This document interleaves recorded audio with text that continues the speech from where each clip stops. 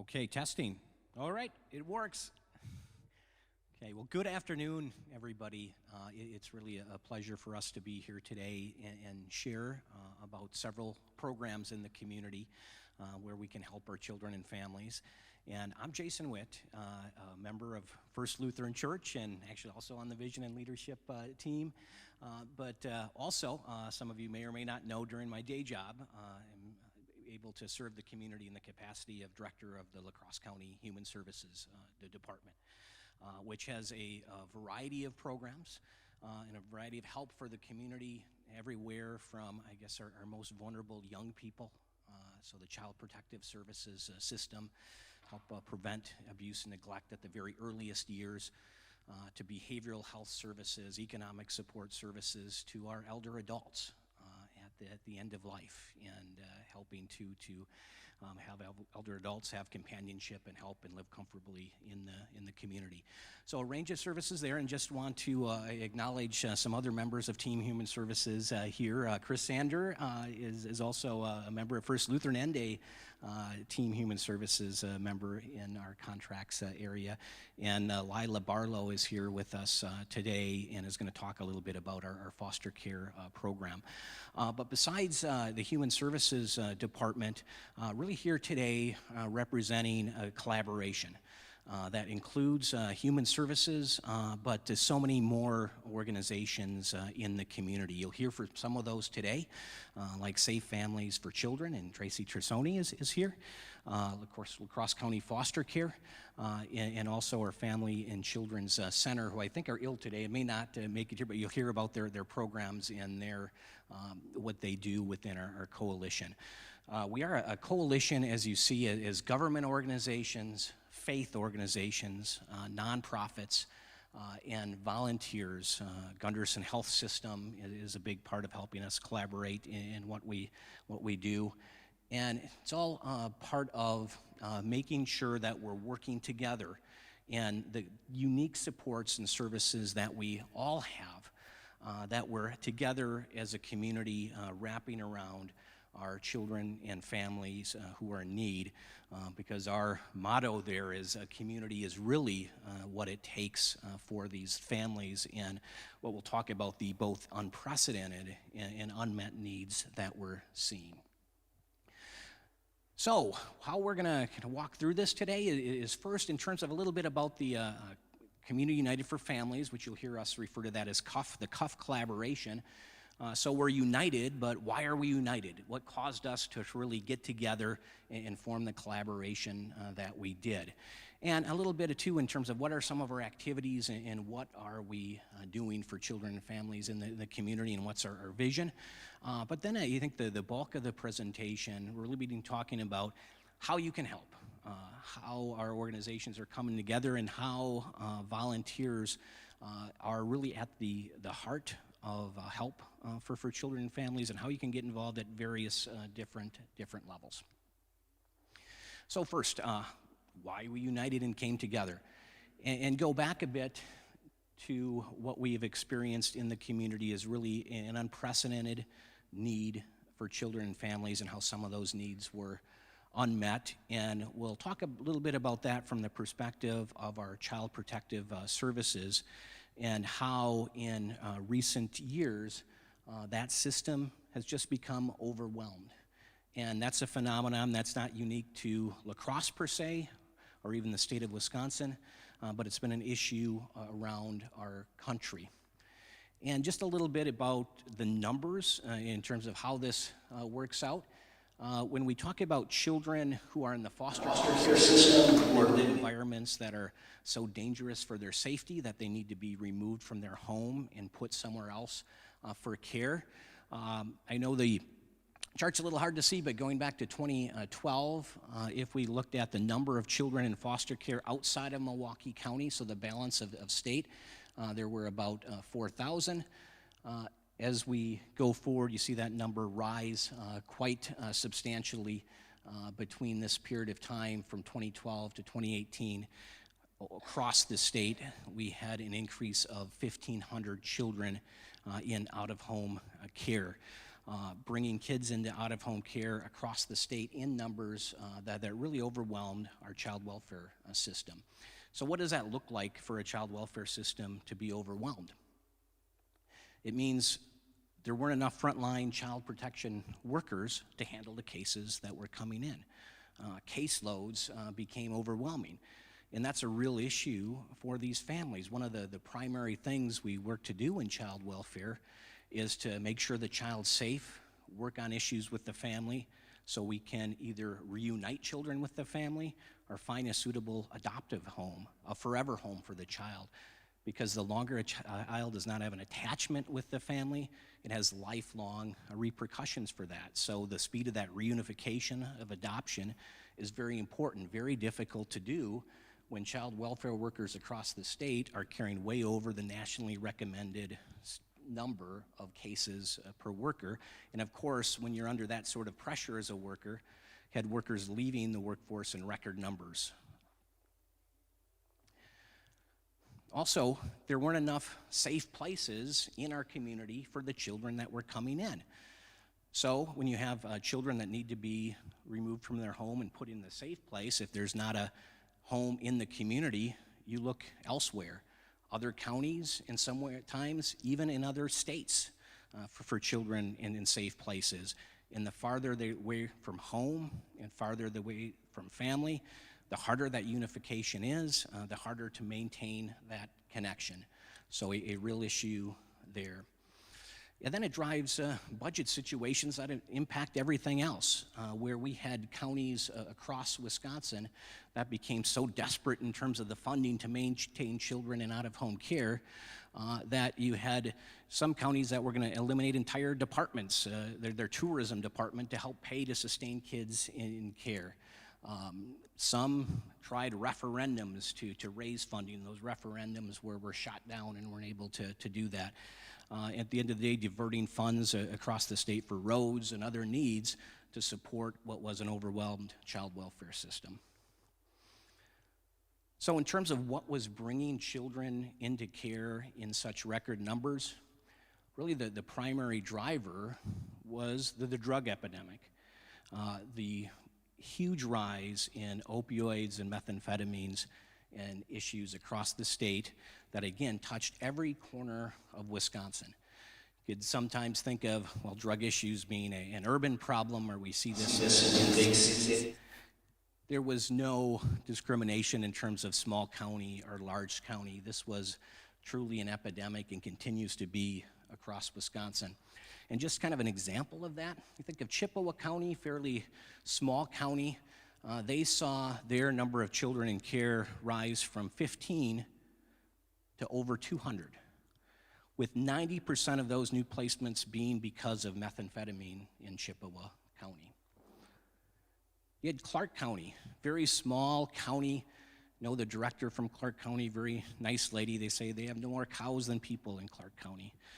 But they also have a huge methamphetamine problem in Clark County, where they used to have 8% of their cases in child welfare be driven by drug issues.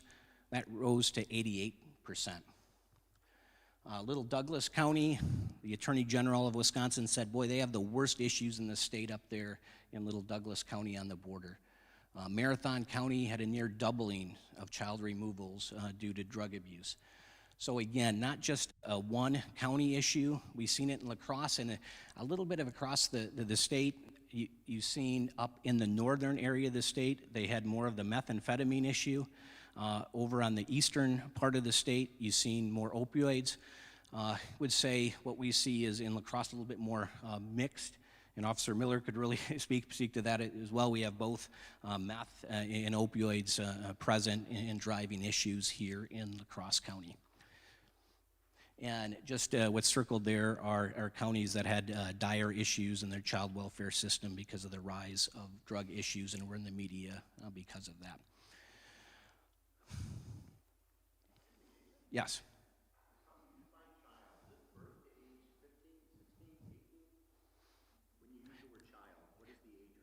And generally, it would say in child welfare,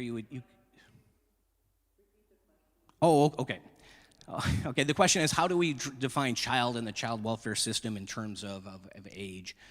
Typically, we'd be talking through birth up to, and like he'd be on about 17 years old, although most of the issues that we see are more on the younger end of that on the spectrum, because they're more vulnerable and not able to take care of their own needs. Fair enough? Okay.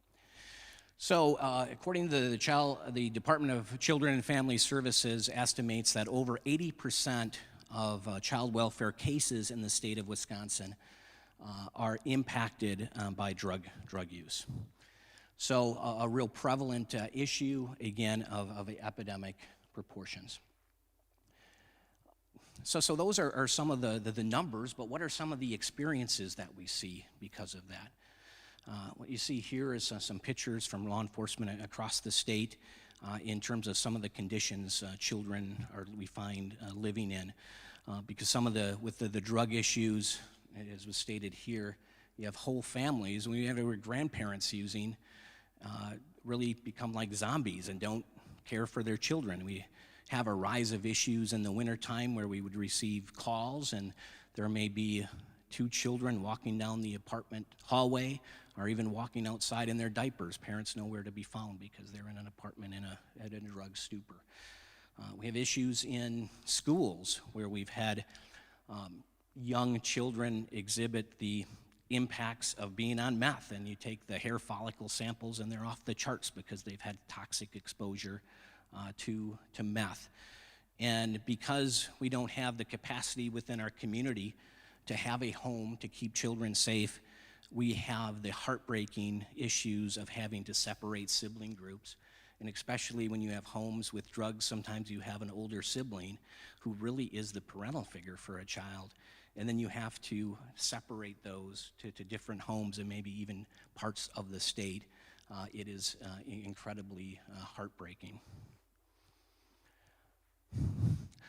Came together because we have unprecedented needs in the community, yet we also know more about what is driving this drug epidemic. What is driving other issues that are seeing the needs that we have for children and family in the community? There's new and emerging and just a better understanding and research of this. So if we look at the root causes of opioid addiction in particular, there's been some recent studies that tell us who is more likely or what families are more susceptible to opioid addiction. A big factor, as you can imagine, is economic insecurity. Unemployment, lack of health insurance, and poverty do put individuals at a higher risk of opioid addiction.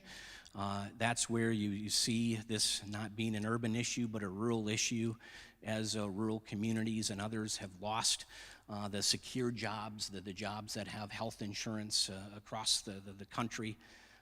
You've seen in those areas, those economically devastated areas, the rise of these opioid issues. Tragic is childhood trauma, and I think it's surprising specifically how childhood trauma puts someone at a greater risk of opioid addiction later in life. So if you have been abused or neglected or had other traumatic experience where you've witnessed domestic abuse, you will actually, because of the way your brain's been affected, have a different effect of an opioid high than someone that doesn't have those issues or those things present in their childhood. So if I, who haven't had those issues of childhood trauma, took an opioids next to someone that did have that childhood trauma, we would actually experience the effects of that opioid differently. And someone with childhood trauma would have more pleasurable effects of those opioids. I think the biggest one of the emerging research is social isolation. Those who lack a family structure and support around them, those who are lacking a connection to the community, those who lack the feeling of being loved and supported unconditionally are at the highest risk of opioid use. And not only that, opioids can really be a substitute that those individuals are seeking for that love, acceptance, and belonging. And the new research shows that opioids really and coldly and cruelly mimic the same impacts and feelings of warmth, love, and acceptance. In opioids, families, individuals are seeking love that they don't have around them.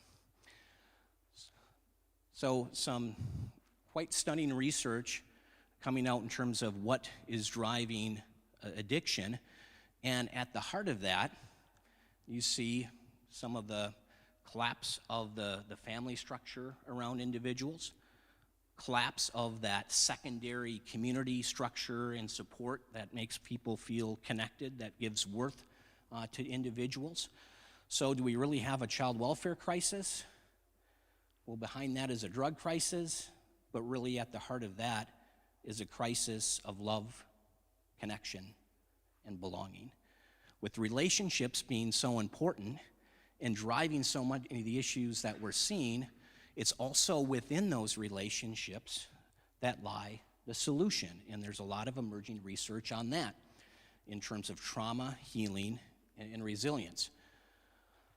We're finding more and more about how that family connection and family-like connections is sacred, is critical to development on a lifelong basis, which is really causing us to rethink things in the Child Protective Services system, because Child Protective Services is built on, okay, we're going to keep a child safe, let's remove that child and place them with a foster family. Science has emerged that even very short time removals from someone a child is bonded to and connected with can have lifelong trauma impacts.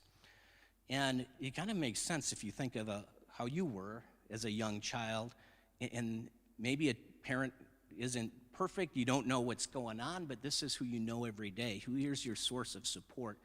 Imagine how confusing that is when a stranger comes in and everything that you've depended on for that safety now is gone.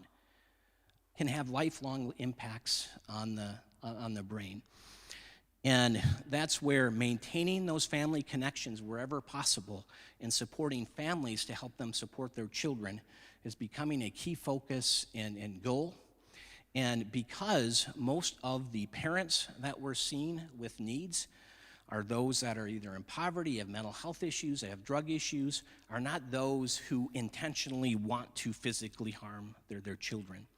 So in that, it is possible in many cases to prevent that removal from home. So beyond that, relationships, once abuse or trauma happens, are also integral for healing. Relationships help someone feel the self-worth and trust to sometimes make the changes that they need to make to be able to care for their child long term. There's a great TED Talks called Social Services is Broken and How to Fix It. I would highly recommend. And it talks about around families now, we rush to wrap around all of these services. Well, we maybe have this daycare service, and we have this parental class, and we've got treatment services. All these services around a family that ultimately don't make a difference because that person doesn't feel loved, has no one to trust, has no motivation to change. Relationships, at the end of the day, are integral for healing and are more important than any program, and actually are a precursor to have someone ready to enter programming. And then relationships help build resistance. All of us, to some degree, face some adversity in our life. Some children and others in poverty face a lot of adversity. But if you face that adversity within a structure that's full of love and support, you can overcome some of that adversity. Also, if one of us fell on hard times, chances are you may have a parent, a brother, a sister, an aunt, and uncle that maybe could help take children in. come and be a good role model for you and try to talk you into doing the right things. What we're seeing, unfortunately, and the biggest thing that's lacking, I'd say the biggest unmet need, is the families that we're seeing don't have that primary extended family support network. They don't have that love and connection to others. So without that family being the primary support, they are dependent on the community or others for that. That is the biggest unmet need, and that being the unmet need is where no one of our agencies are equipped to provide that alone. That doesn't fall on one agency, that falls to the community to really rally together.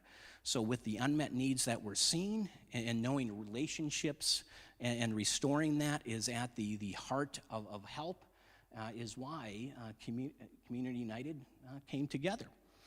And in that vein, in terms of what we're doing with the knowledge that we have, so now we have this research, and it kind of, how, ironic that, at the end of all things is love. And I know around the department, around programs, we're not ashamed anymore to say, hey, we're in the love business and making those connections. But now that we know better, we want to be able to do better. And doing that is both reimagining the child welfare system while integrating the supports that we all have as a community to be able to work together. So often you can think of the child welfare system, well, that's the government office down the street. And child welfare, you're dealing with children. Well, we know it's so much more about that, and it's about supporting the family that's around that children. So not really a child welfare system, thinking ourselves as a family welfare system that supports families. And while we do have a government office downtown with CPS workers that do great work, when we know unconditional love and relationships and community supports are at the key to these issues, a child welfare system needs to be so much more than that. It's a strong neighborhood, which has made us rethink, and we've got some really good neighborhood collaboratives where we're in sectors like the Huber homes on the south side of La Crosse, where we're not waiting for families to get in crisis to intervene in some way, but have community social workers in those neighborhoods building relationships. Through a youth services program, we have a youth services administrator that's in neighborhoods building mom groups and creating a community. So some of that we can restructure programs to do and be more preventive, so we prevent childhood trauma from the first place, but knowing that we're only one piece of that. And another big piece of that is all of our community, and it's the faith community. I mean, who better knows the power of unconditional love than our faith community?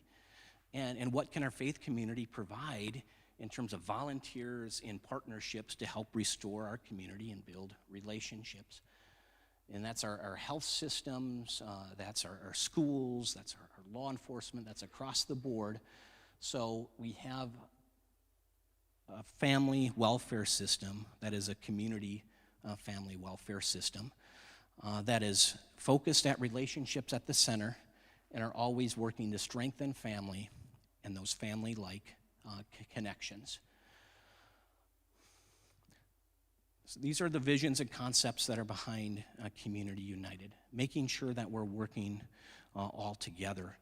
What precipitated us then coming together was an amazing opportunity in our community, was that a group of individuals and Pastor Dave Kunkel for First Free Church wanting to bring safe families and work together and partner to the community as an option for children to provide some of those relationships and family supports that were lacking. We worked together and wanted to make sure supports like that were integrated across the community. And safe families, and Tracy Trussoni is going to talk next about that. But again, in terms of how to help, always asked, what can we do to help children? Where can I write a check? I say, well, funding's nice for certain things, but the greatest unmet need is to be a person that can spend some time and connect with the family. And if you don't have time or energy then for that, you can be part of groups. I think Tracy will talk about where you can cook a meal, where you can help transport someone somewhere. It's the connection that's sorely lacking and is needed throughout our community, and there's a place for everyone. And I think next then, I'll turn it over to Tracy that's going to talk about Safe Families for Children that provides a lot of those help and supports.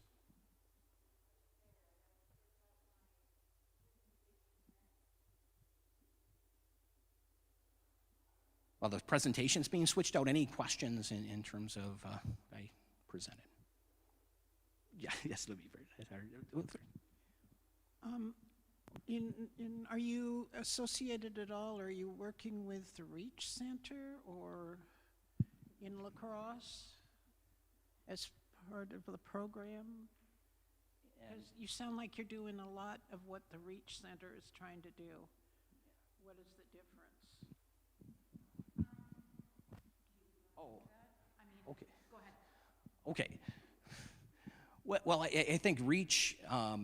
Yes, there are some programs that are on Reach. I think we're specifically more geared towards volunteers and supports that wrap around families and kids. But maybe when Tracy talks a little bit about what Safe Families is, that will kind of answer some of that question in terms of how it's unique. But Libby, did you have a? Yeah, I was gonna just ask the question, and I'm not even sure how you're able to speak to it given your role as a government worker. But what is needed in terms of legislation and advocacy at that level to address some of the root causes that you've named, like poverty, like opioid addiction? I mean, how do you see, when it comes to how we vote, what are some of the things that we need to be looking at that would help create, I know you can't legislate love in relationships, but what could help in terms of legislation so that we're not continuing to put policies in place that criminalize poverty or that separate or even criminalize addiction? I mean, those kinds of things. So just speak to that a little bit.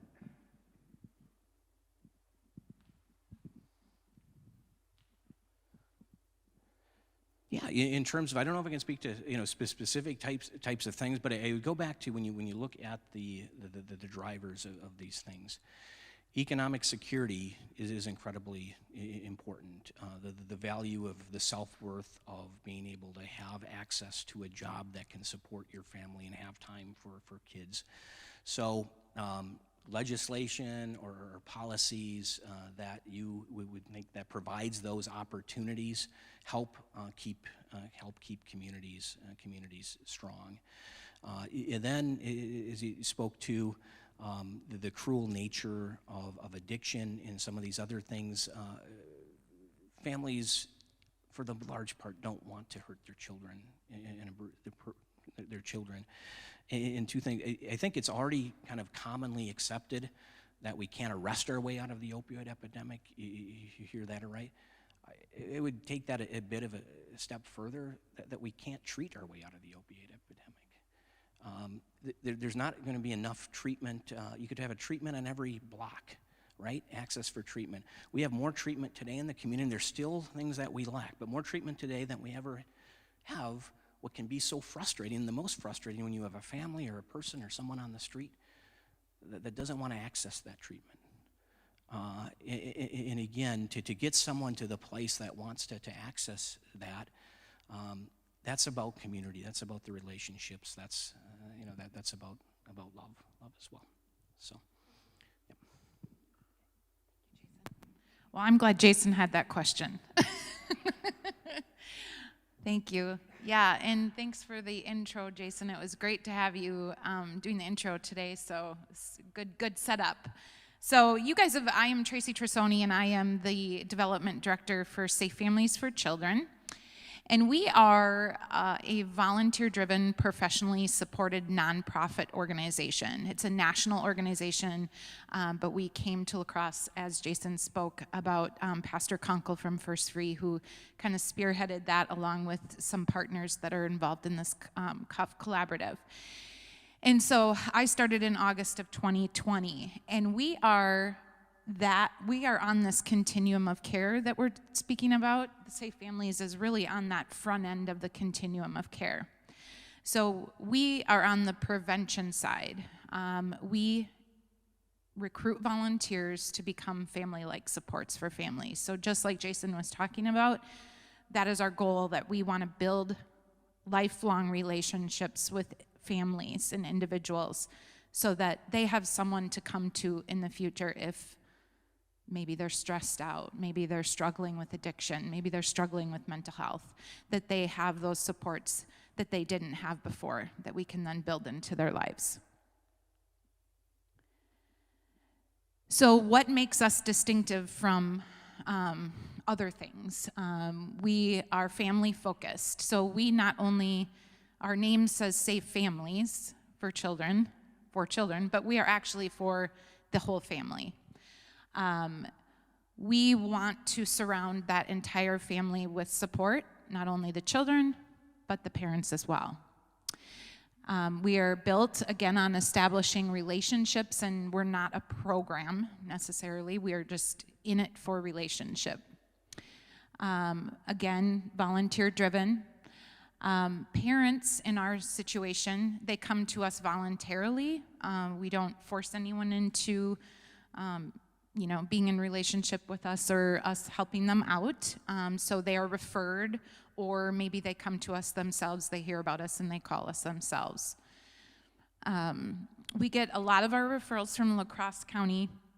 In 2021, about 67% of our referrals came from La Crosse County, which was a beautiful relationship because, we were able to help quite a few families. We've served about 36 families total so far, and about 42 children. So, the parents come to us voluntarily, and if we're going to host their children, and I'll go over that in a second, if we are to keep a child in our home while the parent, works on what they need to work on or gets stabilized, they don't lose custody of their child.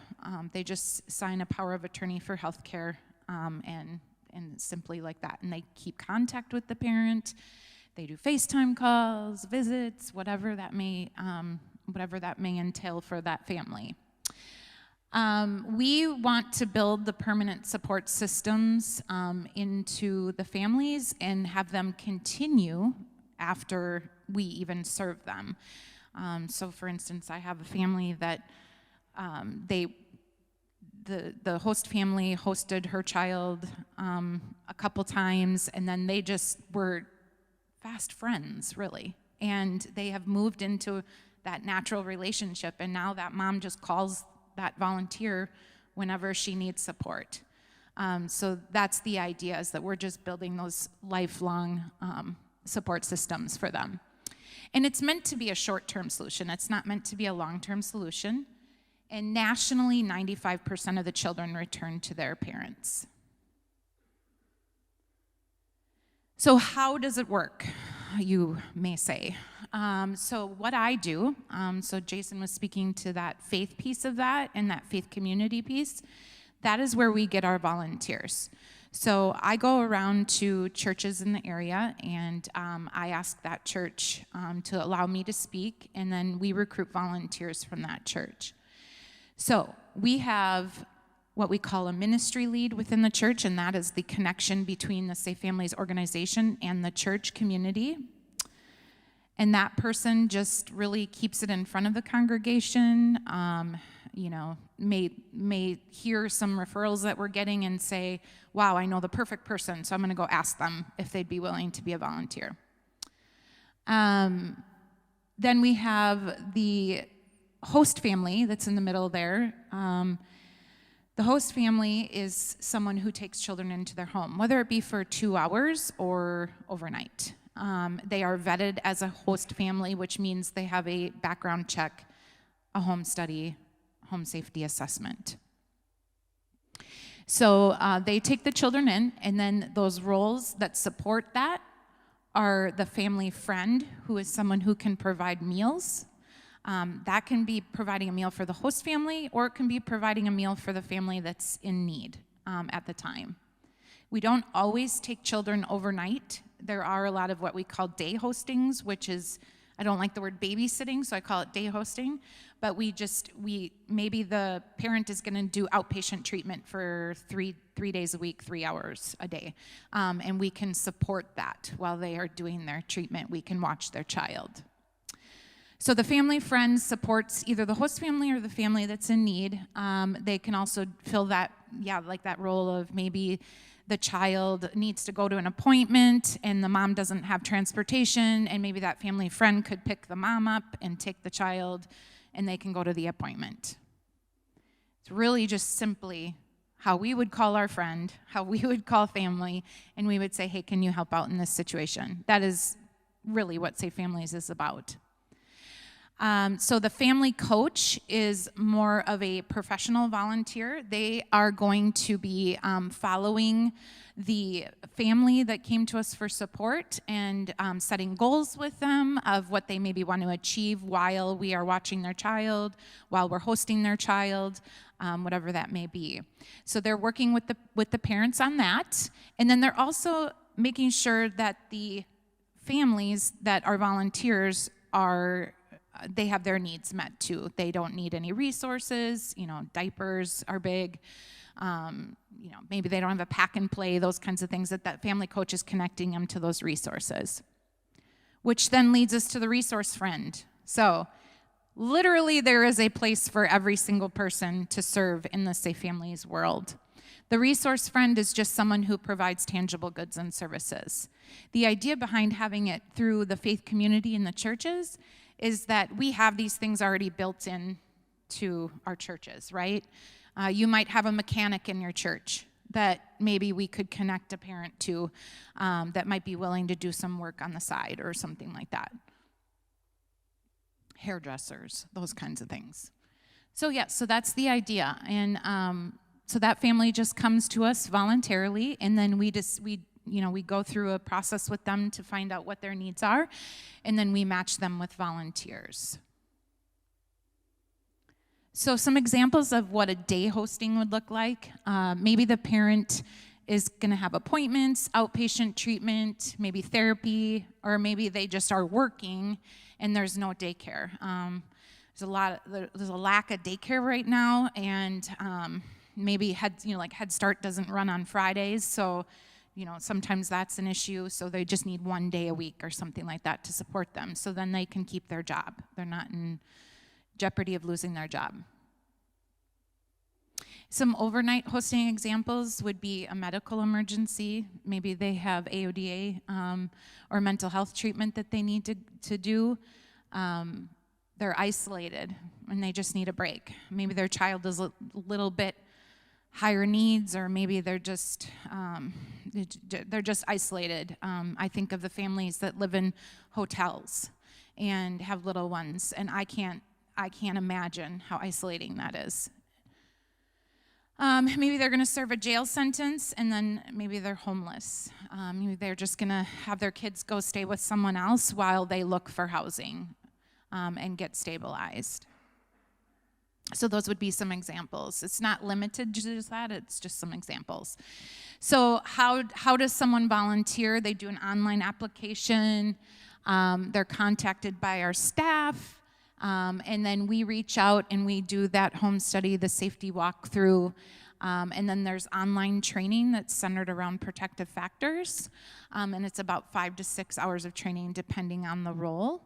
And then you are all set to go as a volunteer.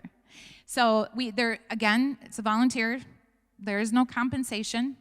We believe we have some, I don't know why I don't have this up there, but we believe that it takes radical hospitality, compassion that's fueled by mercy in order to do this work. And it isn't easy by any means, right, to put ourselves out there as volunteers to do that. But I always tell people that the reward that you get from it by volunteering and really coming alongside these families is really sometimes far greater for you than it is even for the family that's coming to us for support. You learn about yourself, you grow, and the beautiful thing is that we as volunteers all support each other. So you have that support. You're not serving in isolation either. And that's that beautiful thing about that circle of support as well. And that is it for Safe Families. Yes. I'll let you get the mic here. I was just wondering how families find out about this. So, like I said, about 67% of our referrals came from La Crosse County last year. So what we're doing, we get referrals from the Family Collaborative. Jason had kind of spoke to that before. They are a huge referral partner as well. The schools, school social workers, the families themselves can refer themselves. Police officers, hospitals, social workers at the hospitals, labor and delivery, that's big too. Especially with COVID, they may not be able to have their children in the room with them while they give birth, and then they have no one, they have no family or anything to help support them. So those are the main ones. And we really are looking to expand all sorts of referral sources, and I think we've done a good job targeting La Crosse, but those would be the main, anyone that has contact with a child. That's where New Horizons is another one. Yeah. Don't take it easy.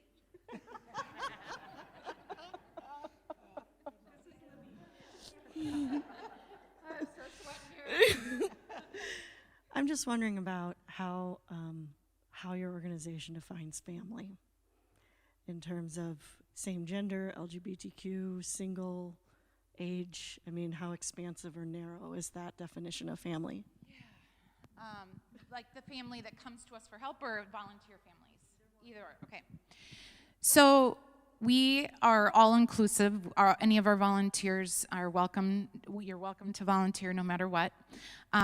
Most of our churches that we have that are partnered with us right now are the evangelical churches.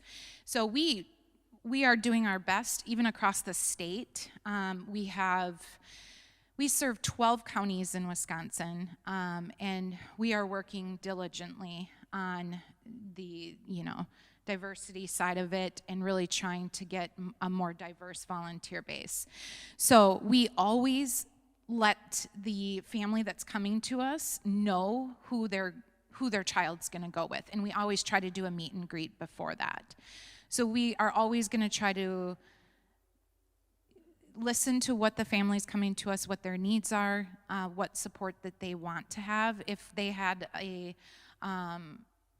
if they had a child that wanted to be accepted, right? For maybe they're going through something and maybe they're, the genders and things like that, that we would always match them with someone that's going to be, of course, open to that and not judgmental toward that. Does that make sense? Yeah, our base is not, I'm not going to lie to you, it's not broad right now. And that is one of our goals, is to get a more broad volunteer base, for sure. But that's who's come to the table so far, is the evangelical churches. So, any other questions? All right, so we'll go. So host homes, I'll get the next slide up. Do you want to start on host homes, and I'll pull those up? And because Destiny's not here, she would have been here to represent, but Lila and I will kind of tag team that. Oh, yeah, okay. She's going to have me do two things at once. All right. So Lila Barlow, and I'm with La Crosse County, and I oversee our foster care and our relative kinship homes. So a little closer, okay. And we usually have someone from the Family and Children's Center, Destiny, who talks a little bit about treatment homes and host homes that they have there. Very similar types of programs. We work closely with Family and Children's, and La Crosse County does. We have for years and years. Their host home really, oh, there you go, Tracy. Let me see if it can work here. Oh, all right, there you go. It did work. I got it. I might not even use her PowerPoint because I haven't really looked through it, but host homes in general for Family and Children's really are looking at the teenagers. You know, the kids who maybe are more on that independent living piece, or maybe are themselves parenting a child and don't have the supports at home. They can be single parents. The volunteers can be single parents, need to be over 21. And really what we're looking at for the host homes is a loving connection that says, hey, we know you're struggling. Maybe your home life isn't good. Maybe your parents aren't able to offer the support. Maybe you don't have a safe place, but I want to be someplace where someone's going to care about me. And those host homes are usually, you know, I think they've had a lot of older who've had maybe their own children who've kind of been through it a little bit, and it offers a place for a youth who's a little older to be. Let me see what else I got here. They're usually outside of the system, so they're not involved in child welfare. So meaning that we're not taking custody of the child. This would be a voluntary program for them. And those that host really are doing more of that independent living pieces, maybe helping them figure out how to do things on their own. Maybe there's aspirations to go on to college, those type of things. It's a really great piece for them to be able to guide any training that the youth has. And it's a place here in La Crosse County that we saw a gap.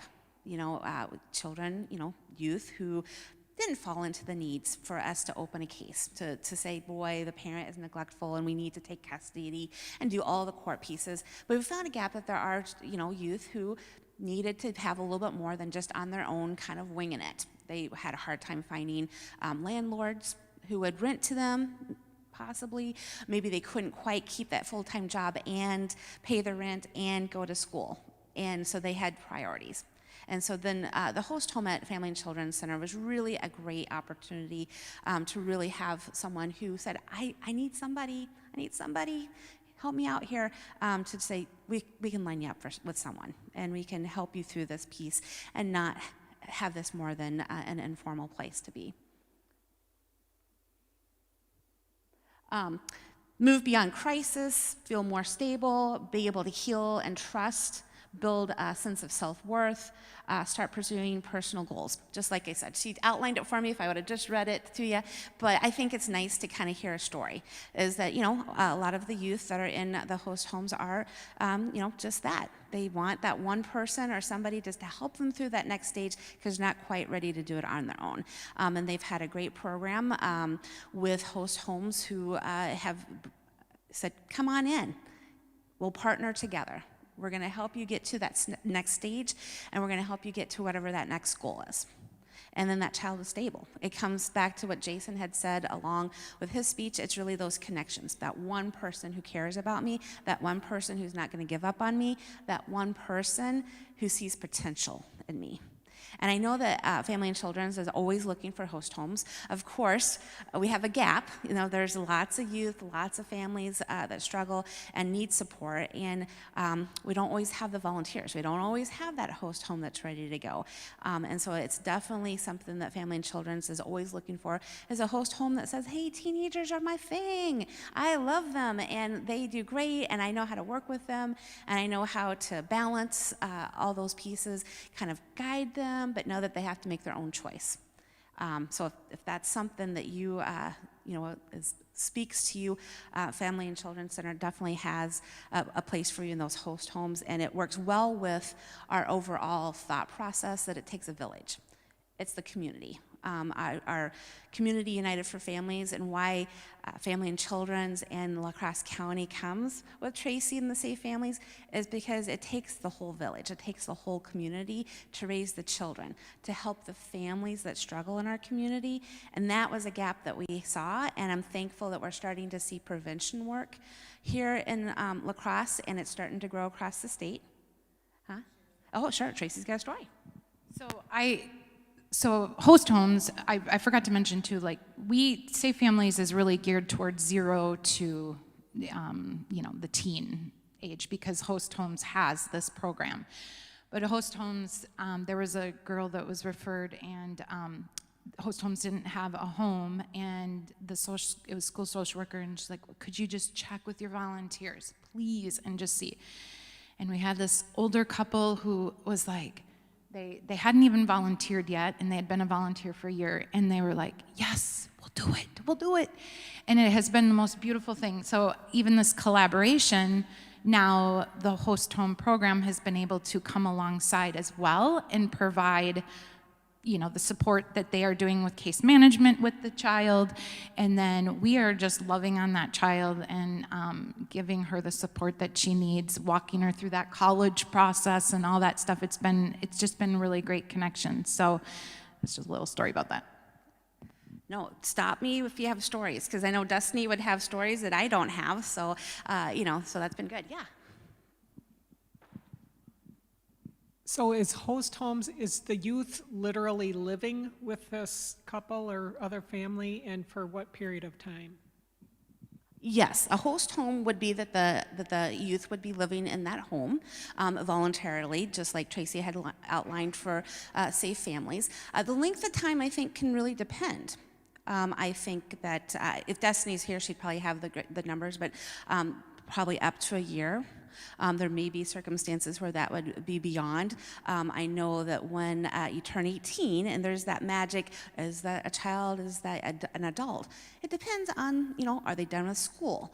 Do they need extra support because of, they can't get into that college dorm for 3 months during the summer? So I think a lot of the host homes would absolutely continue that relationship and place, have them stay with them while they connect that. I think most of them would either be looking at an apartment and getting them set up for an apartment, finishing school, or getting ready for that next step, technical school, college. I know Destiny has talked about some who, they turned 18, they have graduated, but they can't get into, student housing, and they had no place to go. They didn't have a family member to go to. They didn't have a place to go. And that host home said, we're just gonna keep her. She's gonna be here for the next 3 months, until we can get her into school, get her set up. We're here, we're committed, and we're gonna make sure she is gonna be able to get into that next stage of life. And then it doesn't end just because they go on to college. If any of you have had kids that have gone on to college, it doesn't end. They're coming back for Thanksgiving. They're wanting spending money. They didn't know. Gosh, I didn't know how to in that class, and how do I talk to my professor about it? Or, I got a bad grade, and what do I do about all the things that we take for granted? Because we have that caring adults when we were that age. This host home fulfills. And I think that's the greatest thing about what we're trying to build here with Safe Families, with host homes. Even when I start talking about foster care, is our foster homes are starting to really think about, it's not a child for a moment. It's not a child that I love and connect to for the 3 months. Am I able to commit to a family and to this lifelong? Because it takes a village to raise the child. It also takes a community to help that child then become an adult and a parent themselves. And if we can, at the front end, and the prevention work that we do, is have families really know that there are things in our community that if you're struggling, doesn't matter what that struggle is. Maybe it's mental health, maybe it's drugs and addiction, maybe it's homelessness, maybe you're just having a hard time, you just don't know what it is. But if you reach out, there's something here in our community that will help you connect with that person. And that's why we come here. That's why we come to church groups. That's why we're reaching out to people like yourselves, because we're really working at how do we build this community differently here in La Crosse County. And we're not just doing the same old, same old. We're saying, how do we connect with folks like yourselves? caring people who really understand people and understand love, commitment, because every child, every family, every parent needs that one-on-one support to carry them through the next thing, no matter what their struggles are. I'll keep with the slides, or else Tracy's going to tell me I'm talking too much. A little bit about certification process for host homes. Very similar, the application, we absolutely do background checks. They would do some interviews with the person. The matching process was very similar to what Tracy had mentioned before. You know, boy, this student likes, you know, music, and they like, you know, various things. And so you're trying to match with a family who's going to be active in those things. You know, we do that with treatment foster care. We do that with general foster care. We try to match the child's needs, their wants, their likes with a family who has very similar either skills or varying interests, or able to be flexible in those interests. You know, and then just the ability to continue working with the goals and case managing those things. So for host homes for family and children's, any questions? I know we had one question, but any other questions? Right. Well, Tracy, are we going into treatment foster care next? Okay. So again, treatment foster care, as she's kind of getting those things up, I'm going to just kind of wing a little bit because Dusty's not here. Treatment foster care and foster care that we do at the county, very similar tracks. We have a similar process for how someone comes into. I forget we're so close to the fire station. We hear we hear lights going on right now. So similar process of how we recruit and how we work with families to be certified. So for treatment foster care for children with emotional and behavioral needs. When we think treatment foster care, we're thinking of children who have trauma, behavioral issues, behavioral, emotional behaviors that maybe are a little bit more than a norm. And we need a little bit different skill set.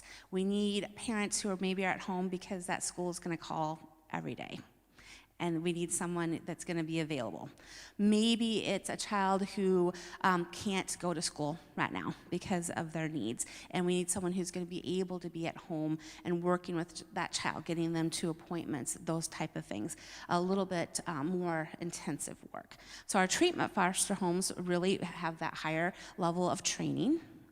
And they have a little bit higher level of support. So someone's coming into their home usually weekly. How's it going? What needs do you have? What resources can we help you with? What was the behavior you were really struggling with last night with that child? So all those things are offered with the treatment home. Family and Children's Center has several treatment foster homes right now, and they're continuing to grow. I think that they've been able to double their pool this last year. That was their goal. To double their number of treatment foster homes, because that's a great need here in La Crosse. From a county perspective, we know that kids who have higher needs and that need that additional support and help, if we're not able to fulfill that with our general foster homes, we're looking at treatment homes. And if we don't have them in our county to keep them in their same school district, close to their families, close to their siblings, we have to look at a state or at a county. And then out of state. So do we have kids that are out of county? We do. We do, and it's hard. Because then you're traveling 2 or 3 hours one way to see mom. When we don't have options in state, we have to look out of state. And Jason had mentioned earlier that when we have to look out of state, we're not talking about just across the river to Minnesota. We've had kids in Utah, we've had kids in Georgia, we've had kids in Illinois, Nebraska. That's a little harder to keep those relationships. So when we talk about treatment homes, it's extremely important for us to look for people who are interested in taking a little deeper dive, looking at those trainings, being able to work with some of the harder kids that we face, and keep them in our community. Because what we know is if we can keep them in our community, and we can keep the relationships with their parents, and we can keep the relationships with their friends, and we can keep them with siblings, they're going to do better, and they're not going to be in care as long. And we're going to be able to maintain a plan for them to return home or have that forever home for them, and that they are connected to that home. They coordinate with schools, they coordinate with parents. I think I talked about most of those things. Family and Children's Center offers competitive compensation, training opportunities. They do a monthly support group. I know that Bethany runs those. She has a topic each month. She has the foster parents come in, and they are really able to talk about different things. Maybe the topic might be fetal alcohol syndrome, or the topic might be how do we help a kid who's struggling at school. Whatever that topic is, it's driven by the foster parents, and they do a great job of trying to bring those in. They visit the home every month. They offer respite.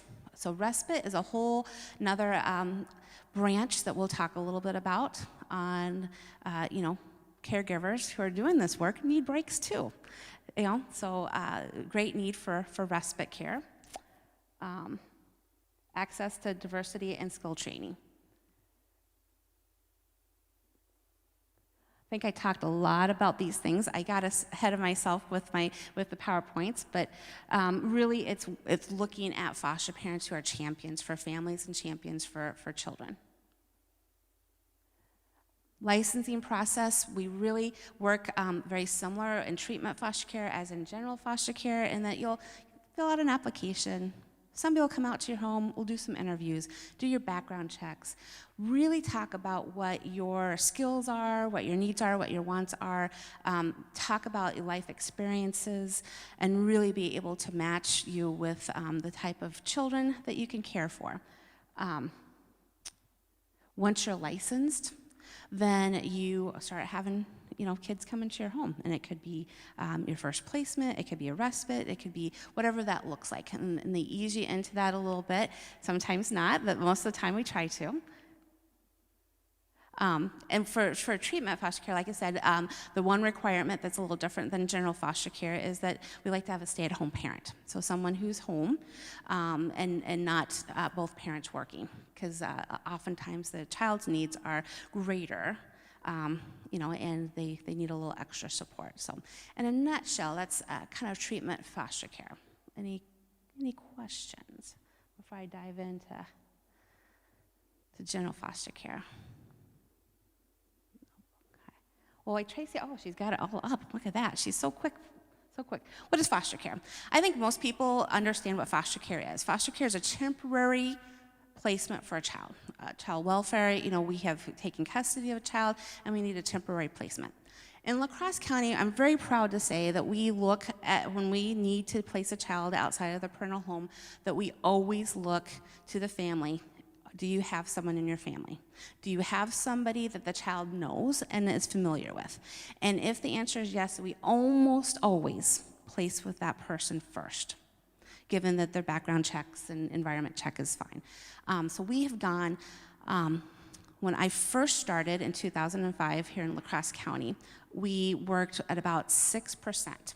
So a child needs to go outside of their parental home, about 6% went to a relative. The rest of the time, they went to a stranger. And we said, we aren't going to do that anymore. That's not good for the child. It's not good for the family. And we're going to change that. So we did a lot of efforts on the front end to look at relatives. So our initial assessment workers now, the person that gets that first call, goes out that first time, and if they aren't able to put a plan together to keep that child in the home, and they need to go somewhere else, we've got a family member or a neighbor or somebody the child knows, and we're replacing now almost 40%. So we went from 6% to 45% right now, that child is going with someone that they know and not in stranger care. And I think we've really put a lot of effort in that category, because we know children do better when they're with familiar people. We know that the placement length of time is reduced when they're with family members.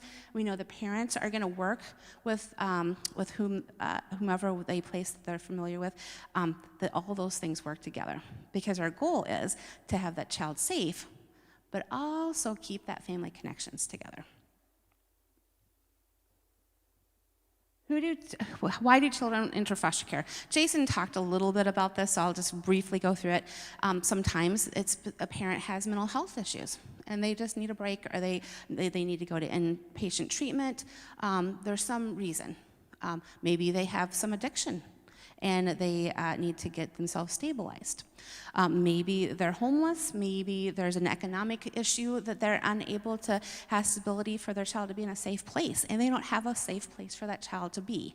So those are all could be reasons why a child might come into foster care. What are some of the safety that we look at when we're placing? And again, we work very hard on keeping the child in the home with the family.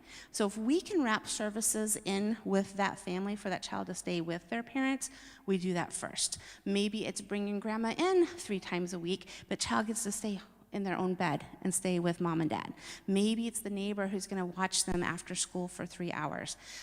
If we can put things in place for the child never to leave that home, but we can put plans together for them to stay safe in that home, we're going to do that first. But reasons that we might need to look at other options is that maybe there's a physical abuse. Maybe there's a mental health issue that parents aren't able to continue to keep their children safe. Maybe there's a drug issue, sexual abuse. Our biggest point in time right now, if we look at our statistics for why a child might need to come out of care, is usually neglect. And we don't always think about that when we think about child welfare and kids and what our safety reasons are, but neglect is one of the highest pieces. And I think Jason talked a little bit about why that is. If you have a parent who maybe is having a mental health breakdown or has an addiction that's taken over, sometimes they're just not available the way they should be to their children. So those are some reasons why children may need to come in for safety reasons. Patterns that we see is that, families, parents may have had their own trauma history. And when you've had your own trauma history, maybe you don't know how to do things different and how to be healthy. Drug abuse, mental health issues, unemployment. These are all pieces of the family dynamics. Not once in the 20 years that I've worked in child welfare have I met a parent who one day woke up and said, I think I'll hurt my child today. I think I'll just not pay attention to my child today. We know that parents love their children no matter what, and they not once ever wanted to hurt their child. They just might not know how to do it in a safe way. And that's why we do get involved, and we work with them, and we work with avenues on helping them think about safety in a different way. Our current provider list, I know this is hard to see because I'm having a hard time seeing it. Right now we have about 86 children in foster care, and that fluctuates between 80 and 100. Jason at the very front of this had looked at over the years and how that has increased. We had been up to 135 kids in care here in La Crosse County at one point in time. And that was our all-time high, and we were at a huge crisis. We couldn't case manage that. We couldn't see the kids. We couldn't talk with the families and help them because it was overwhelming. When Tracy and Dave came to us and said, hey, we've got an idea. The Safe Families is something we want to throw out to our community. I was so excited. Oh my goodness, it was such an exciting time to really think about how do we get our numbers of kids in care down. And it's the prevention work. It's the work that we're asking of you today of how do you become connectors for kids and families?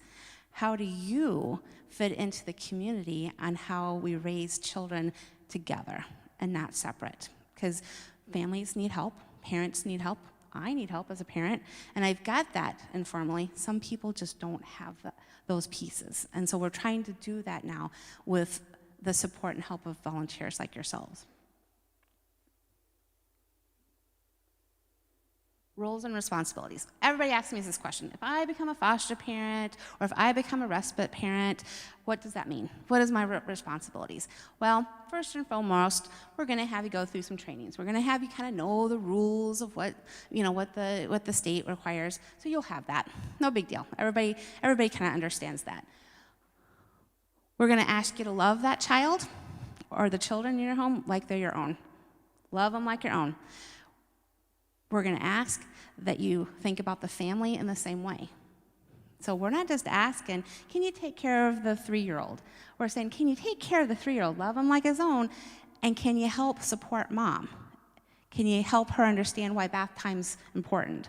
Can you help dad understand that showing up for visits really means something to him? Can you help that whole family through this time? We're looking at, can you help with visits? Can you help with transportation? Can you connect with a sibling who maybe is in a different foster home because we couldn't keep them together for whatever reason? Those are the responsibilities that we're looking for, is how do you have love in your heart, think about the right thing to do for a family, and then let's do it. Let's do it together and let's do it well. Types of foster homes. We have emergency homes. So if you're in an emergency home, you might be called at 2 a.m. Something's happened. Family's in struggle.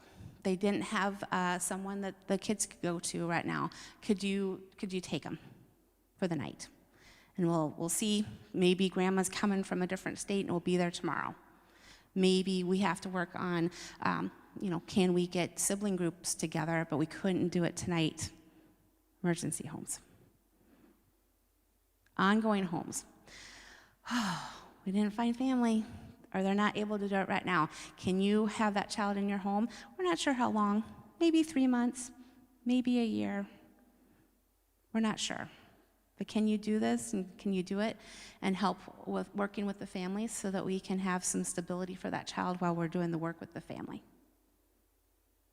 Concurrent planning homes. Sometimes we've been involved with families or situations are such that we know that that child is likely going to need that permanency option.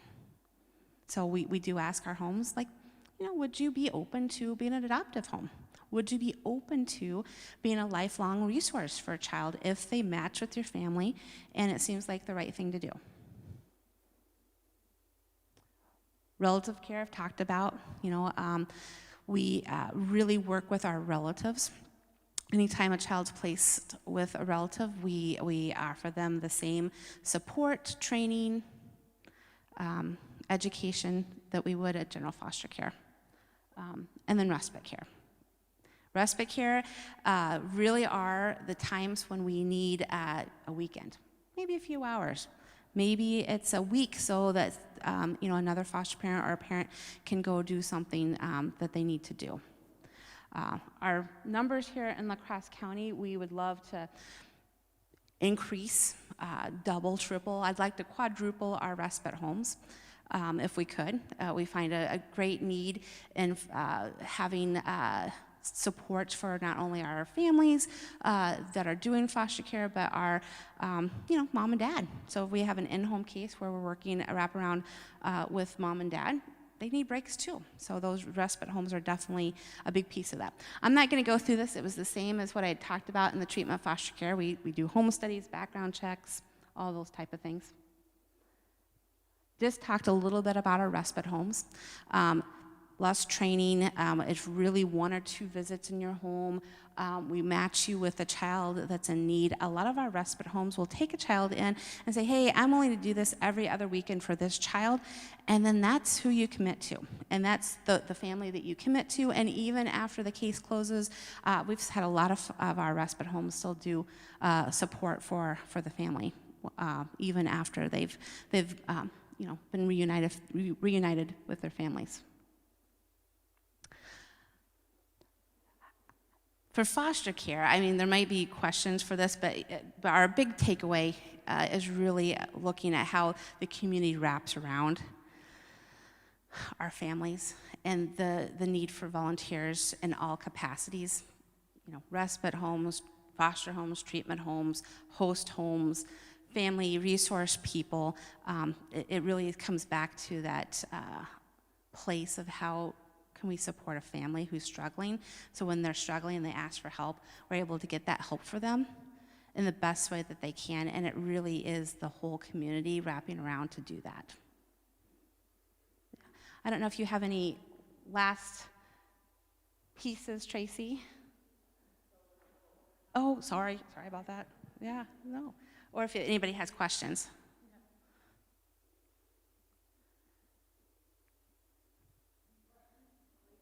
Yeah, very good group. Thank you so much for explaining the situation to us, and I think the solutions and things the community is doing are even more than what I was aware of when I asked you all to come. So I'm sitting here thinking while you're talking, what can we be doing at first to help build this awareness? Because I think we have some great folks here who are great with kids, and continue to get the word out and see if we can get some folks to step forward and help out our community. So, thank you.